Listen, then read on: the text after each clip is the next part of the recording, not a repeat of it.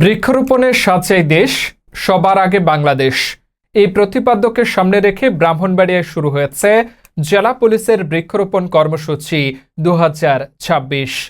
সোমবার 27 জুলাই ব্রাহ্মণবাড়িয়া জেলা পুলিশের উদ্যোগে পুলিশ সুপারের কার্যালয় প্রাঙ্গণে এই কর্মসূচির শুভ উদ্বোধন করেন জেলা পুলিশ সুপার শাহ মোহাম্মদ আব্দুর রউফ। উদ্বোধনী বক্তব্যে তিনি বলেন, পরিবেশের ভারসাম্য রক্ষা এবং জলবায়ু পরিবর্তনের বিরূপ প্রভাব মোকাবেলায় ব্যাপক বৃক্ষরোপণের কোনো বিকল্প নেই।